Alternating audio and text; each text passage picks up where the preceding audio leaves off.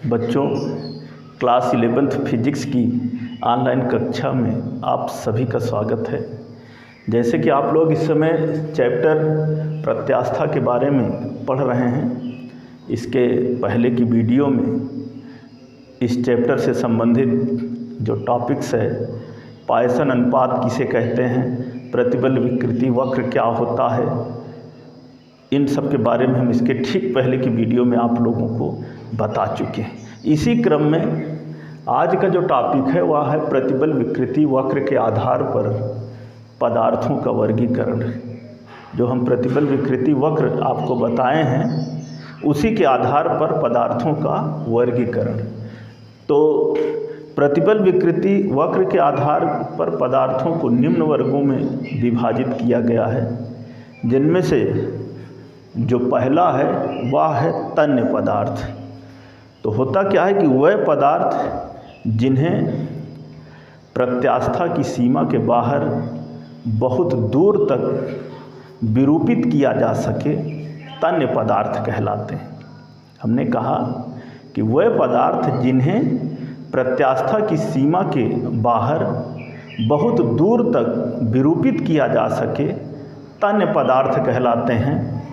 उदाहरण के लिए जैसे सोना चांदी,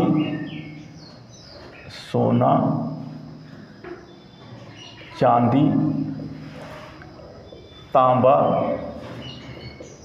एल्युमिनियम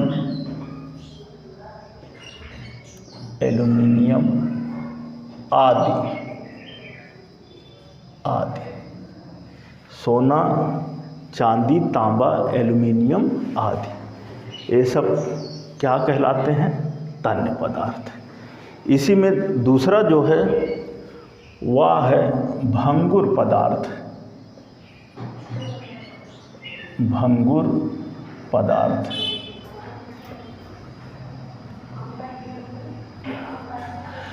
तो भंगुर पदार्थ किसे कहते हैं?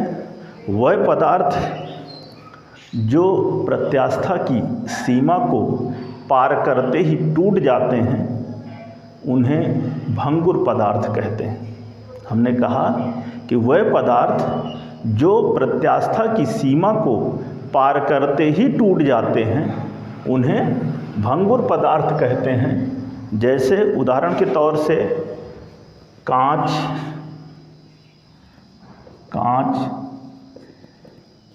कच्चा लोहा, स्टील आदि।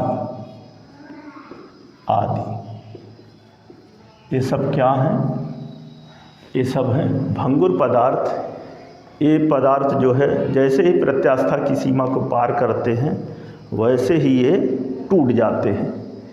तो इन पदार्थों को ही भंगुर पदार्थ कहते हैं। अब तीसरा है प्रत्यास्थालक।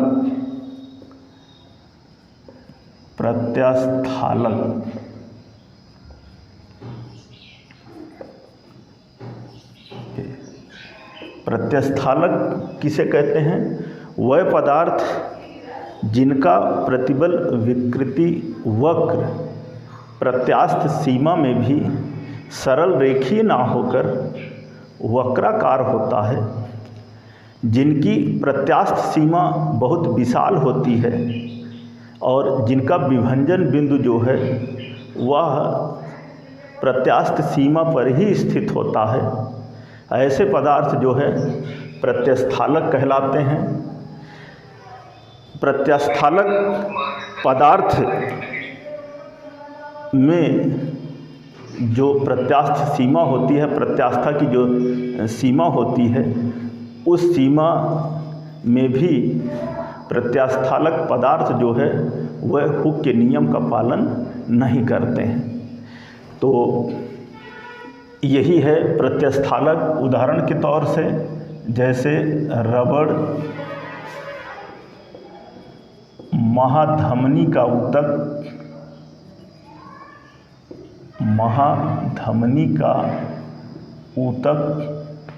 आदि।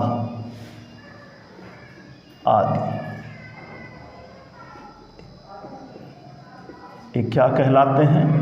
प्रत्यस्थालक। हमने कहा कि वह पदार्थ जिनका प्रतिबल विकृति वक्र प्रत्यास्थ सीमा में भी सरल रेखीय ना होकर वक्राकार होता है, जिनकी प्रत्यास्थ सीमा बहुत विशाल होती है और जिनका विभंजन बिंदु जो है वह उसकी सीमा पर ही स्थित होता है, प्रत्यस्थालक कहलाते हैं।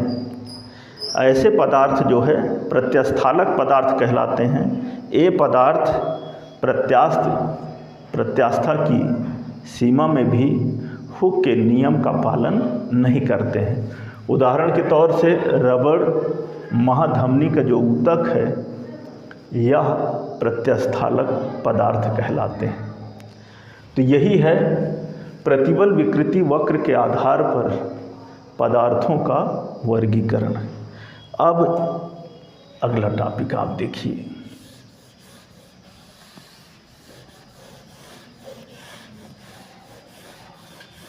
अगला जो टॉपिक है इस चैप्टर से संबंधित, खींचे तार में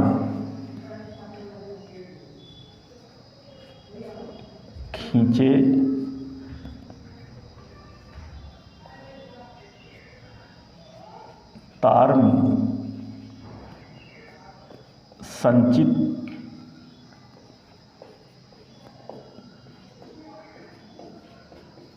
प्रत्यास्थ स्थितिज ऊर्जा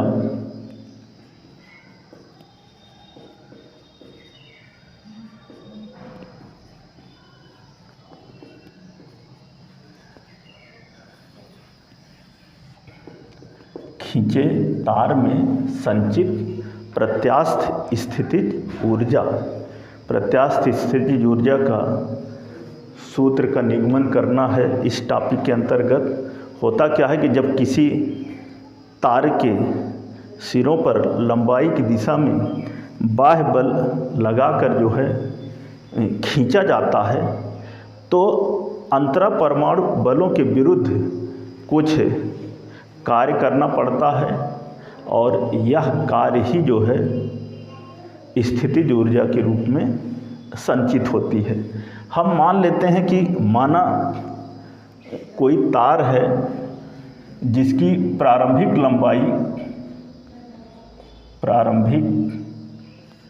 लंबाई जो है कैपिटल एल है। कैपिटल एल अनुप्रस्थ काट का क्षेत्रफल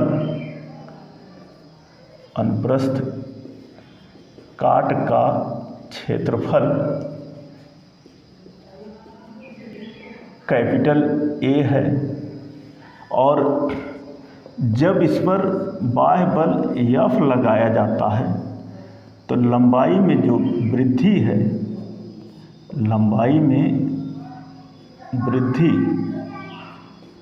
वह स्मॉल एल हो जाती है। हमने कहा कि मान लेते हैं कि माना तार की जो प्रारंभिक लंबाई है वह कैपिटल एल है, अनुप्रस्थ काट का जो क्षेत्रफल है कैपिटल ए है। जब तार पर उसकी लंबाई की दिशा में बल कैपिटल F लगाया जाता है तो तार की लंबाई में वृद्धि यदि स्मॉल एल हो तब होगा क्या, अनुदैर्ध्य प्रतिबल बराबर F/A और तथा अनुदैर्ध्य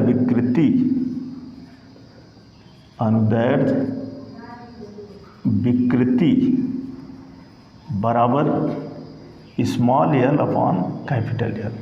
जैसे कि आप इसको पढ़ चुके हो कि अनुदैर्ध्य प्रतिबल किसे कहते हैं और अनुदैर्ध्य विकृति किसे कहते हैं। तो आगे इसलिए तार के पदार्थ का लिखेंगे यहाँ पर, इसलिए तार के पदार्थ का यंग प्रत्यास्थता गुणांक क्या होता है? होता है y बराबर अनुदैर्ध्य प्रतिबल, जैसे कि आप पढ़ चुके हो, अनुदैर्ध्य प्रतिबल अपूरक बटे अनुदैर्ध्य विकृति, अनुदैर्ध्य विकृति मान रख लेते हैं, हो जाएगा। अथवा y equal to F upon A बटे small L upon capital L, small L upon capital L. इसको हम इस तरह लिख सकते हैं, अथवा y बराबर एफ एल और बटे एल ए, एफ एल और बटे एल ए। इसको आगे इस तरह भी लिखा जा सकता है, अथवा यंग बल F बराबर, यहाँ से इस तरह लिख सकते हैं, बल F बराबर वाई ए स्मॉल एल और बटे capital L, Y A small L और बटे कैपिटल एल। इसको समीकरण 1 मान लेते हैं ये, ठीक। तो यहाँ तक बात आपको समझ में आ गई होगी। हमने कहा कि मान लेते हैं कि माना कोई तार है जिसकी प्रारंभिक लंबाई कैपिटल एल है, तार का अनुप्रस्थ काट का क्षेत्रफल कैपिटल ए है। जब बल एफ उसकी उस तार की लंबाई की दिशा में लगाते हैं तो उसकी लंबाई में वृद्धि जो है स्मॉल एल हो जाती है। तो इस दशा में अनुदैर्ध्य प्रतिबल बराबर कैपिटल एफ अपान ए तथा अनुदैर्ध्य विकृति बराबर small L upon capital L. तो इसलिए तार के पदार्थ का यंग प्रत्यास्था गुणांक y बराबर क्या होगा, अनुदैर्ध्य प्रतिबल बटे अनुदैर्ध्य विकृति, अथवा y equal to F upon A बटे small L upon capital L. और इसकी मदद से यहाँ पर हमने प्राप्त किया capital F equal to Y A small L बटे कैपिटल एल। अब इसके आगे देखते हैं। इसी में F तो आ गया, F बराबर जो है वाई ए स्मॉल एल बटे कैपिटल एल। अब जो है, अब तार के स्मॉल एल लंबाई से आगे अनंत सूक्ष्म लंबाई dl तक, स्मॉल डी स्मॉल एल तक खींचने में बल F द्वारा किया गया कृत कार्य, बल F द्वारा किया गया कृत कार्य लिखेंगे कि सूक्ष्म लंबाई, सूक्ष्म लंबाई dl small D small L तक खींचने में,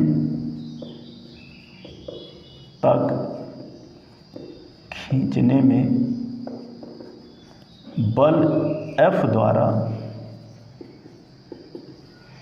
किया गया कार्य या कृत कार्य, किया गया कार्य क्या हो जाएगा, हो जाएगा dw बराबर F गुणे dl। किया गया कार्य जैसे आप जानते हो कि कृत कार्य बराबर होता है बल गुणे दूरी। तो यहाँ पर dw बराबर F गुणे dl मान रख लेते हैं।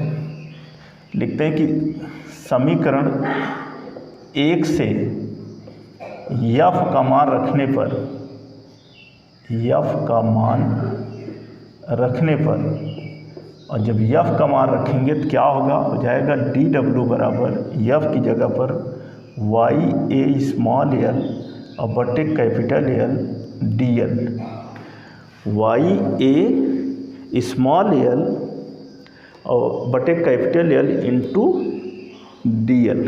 फिर आगे तार की लंबाई, तार की लंबाई स्मॉल एल बराबर 0 से स्मॉल एल तक, स्मॉल एल इक्वल टू 0 से स्मॉल एल बराबर एल तक, एल बराबर एल तक खींचने में कृत कार्य खींचने में कृत कार्य, क्योंकि पहले तार की लंबाई में जो वृद्धि थी वह शून्य थी, शून्य से लेकर के स्मॉल एल तक खींचने में बल एफ द्वारा तार को खींचने में किया गया कार्य या कृत कार्य क्या हो जाएगा? हो जाएगा इंटीग्रल डी डब्ल्यू बराबर integral 0 to L Y A small L बटे capital L D L. Limit यहाँ पर हमने लिया 0 to स्मॉल एल, और 0 to स्मॉल एल इसलिए कि शुरू में जो लंबाई में वृद्धि थी वो शून्य थी, और जब बल एफ लगाया तो लंबाई में वृद्धि जो है वो स्मॉल एल हो गई। अब इसको हम इस तरह भी लिख सकते हैं, अथवा integral D W equal to Y A capital L और 0 to small L L D L A, इस तरह से। अब यहाँ पर इसको हम लिख सकते हैं, अथवा डी डब्ल्यू का इंटीग्रल होता है डब्ल्यू, क्योंकि सूत्र होता है इंटीग्रल डी एक्स बराबर एक्स, तो इंटीग्रल डी डब्ल्यू बराबर डब्ल्यू और बराबर वाई ए एल, ये तो रहेगा ही, और यहाँ पर जो है ए हो जाएगा integral L D L, D L का एल और एल का जो है एल अपान 2। एक सूत्र होता है इंटीग्रल, देखिए इसी सूत्र के अनुसार x की घात n dx बराबर होता है x की घात n प्लस 1 और बटे n प्लस 1। इस सूत्र की मदद से आप इसको लिख सकते हो क्या? n की घात, जैसे यहाँ पर x की घात n, तो यहाँ पर जो है l की घात 1 dl है, तो 1 यहाँ पर हम कह सकते हैं कि n होगा, तो l की घात 1 प्लस 1 और बटे n प्लस 1, n प्लस 1 का मतलब 1 प्लस 1 और लिमिट 0 to L,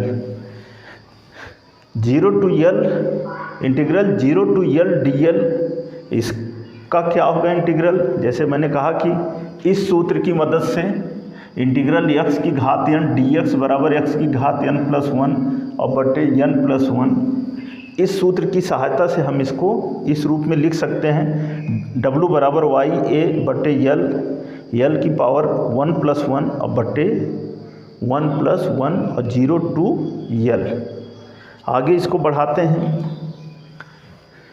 तो हो जाएगा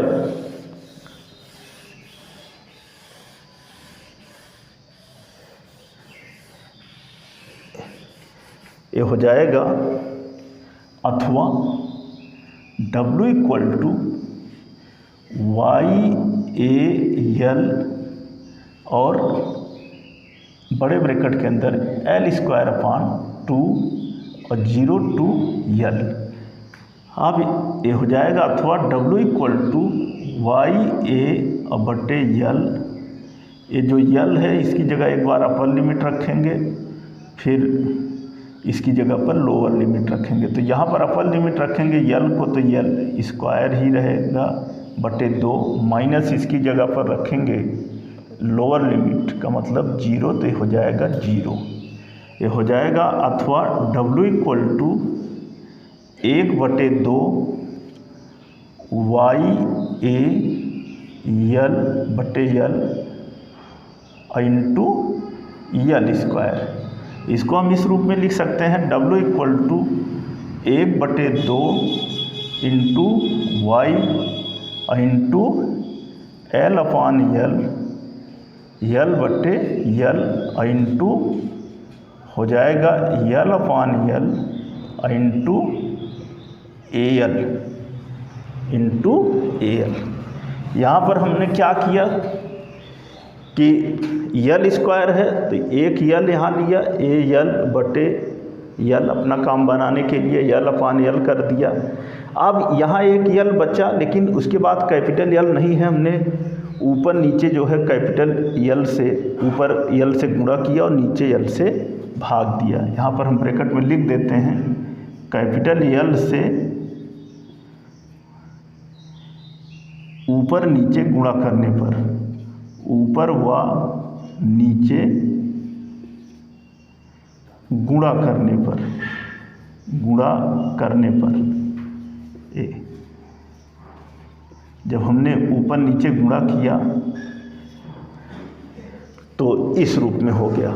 अब इसको हम इस तरह लिख सकते हैं, अथवा W = 1/2 y क्या है, यंग प्रत्यास्था गुणांक, तो हो जाएगा 1/2 गुणे यंग प्रत्यास्थता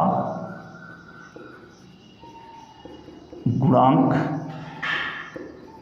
और गुणे स्मॉल l/l क्या है, विकृति, तो गुणे हो जाएगा विकृति, और स्मॉल l/कैपिटल L क्या है, ये भी विकृति, तो गुणे विकृति, और L क्या है, A क्षेत्रफल है, L क्या है, लंबाई, तो क्षेत्रफल गुणे लंबाई आप कह सकते हो आयतन, तो गुणे तार का आयतन, तार का आयतन। तो यहाँ पर हो गया W = 1/2 गुणे यंग प्रत्यास्था गुणांक गुणे विकृति, और गुणे विकृति गुणे तार का आयतन। तो यंग प्रत्यास्था गुणांक बराबर होता है प्रतिबल बटे विकृति, तो प्रतिबल बराबर यंग प्रत्यास्था गुणांक गुणे विकृति। कहने का मतलब यंग प्रत्यास्था गुणांक गुणे विकृति की जगह पर हम क्या लिख सकते हैं, प्रतिबल।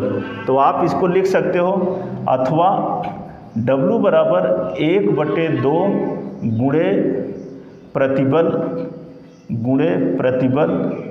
और गुणे विकृति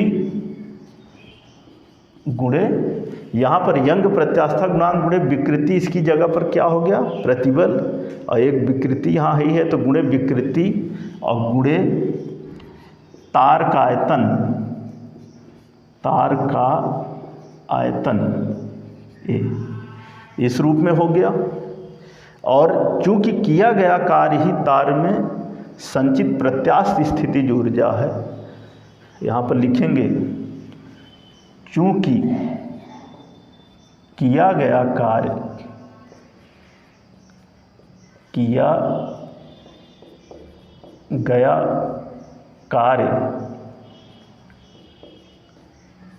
W ही तार में संचित प्रत्यास्थ स्थितिज ऊर्जा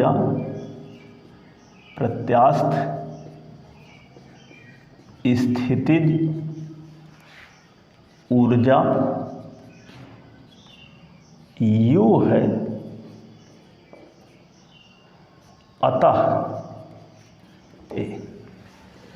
जब इसको हमने बढ़ाया, यहाँ पर आप यहाँ से देख सकते हैं, पहले यहाँ पर हमने अपर लिमिट रखा, फिर इसकी जगह पर लोअर लिमिट रखा, तो आया इस रूप में।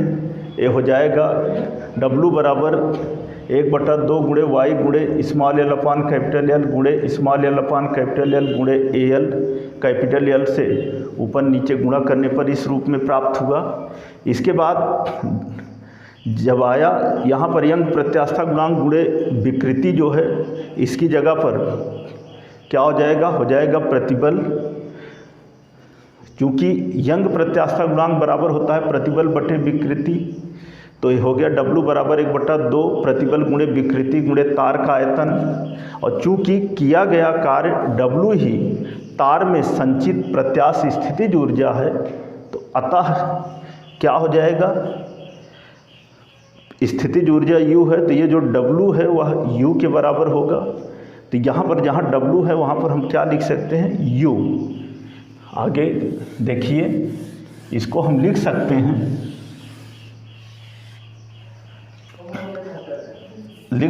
अतः U = 1/2 गुणे प्रतिबल और गुणे विकृति और गुणे तार का आयतन इस तरह लिख सकते हैं। और चूँकि यहाँ पर तार का आयतन अगर ये हटेगा तो इसको लिख सकते हैं एकांक आयतन की स्थितिज ऊर्जा, तार में संचित एकांक आयतन की स्थितिज ऊर्जा। तो लिखेंगे इसलिए तार में संचित एकांक आयतन की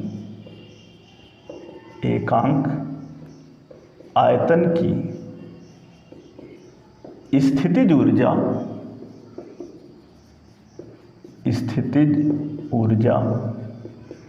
क्या हो जाएगा? अगर एकांक आयतन है तो इसका मतलब हुआ कि आयतन से भाग होगा, तो हो जाएगा इसलिए U बराबर 1/2 गुणे प्रतिबल और गुणे विकृति और गुणे तार का आयतन और बटे आयतन, पूरे का बटे हो जाएगा आयतन। जब आयतन से भाग होगा तभी यह तार में संचित एकांक आयतन की स्थितिज ऊर्जा होगी। तो हो जाएगा इसलिए U बराबर 1/2 गुणे प्रतिबल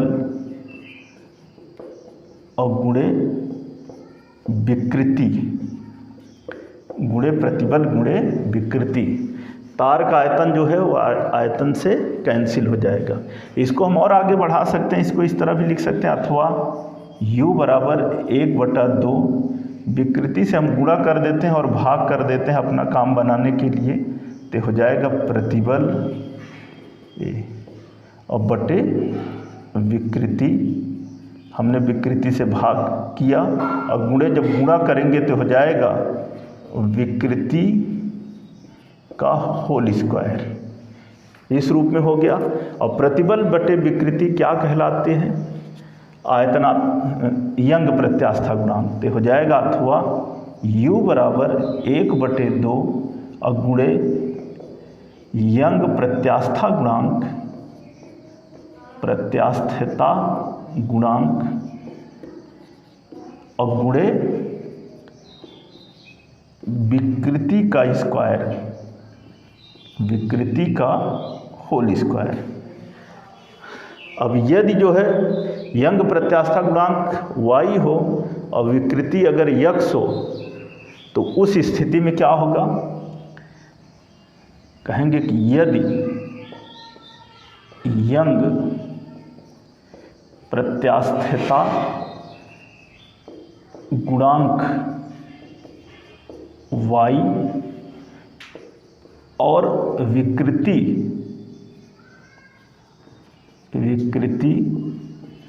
x हो तब क्या हो जाएगा? हो जाएगा U बराबर 1/2 गुणे y और गुणे x स्क्वायर अथवा U = 1/2 y x स्क्वायर।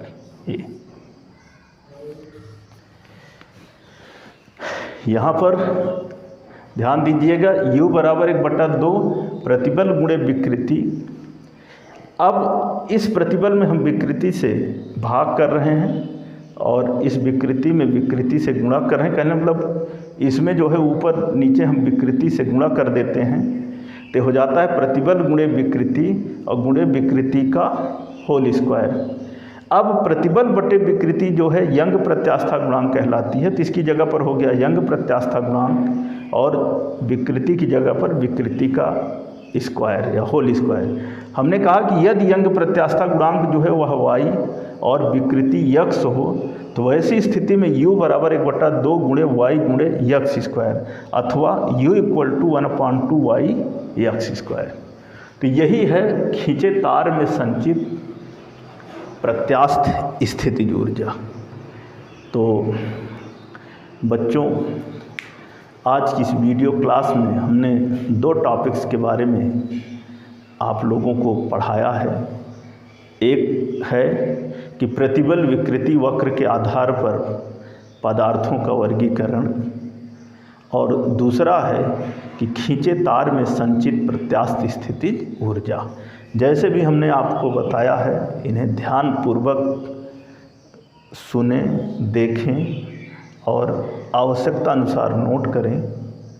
इस चैप्टर के जो भी शेष बचे हुए टॉपिक हैं उन्हें हम आपको अगली वीडियो में बताएंगे। धन्यवाद।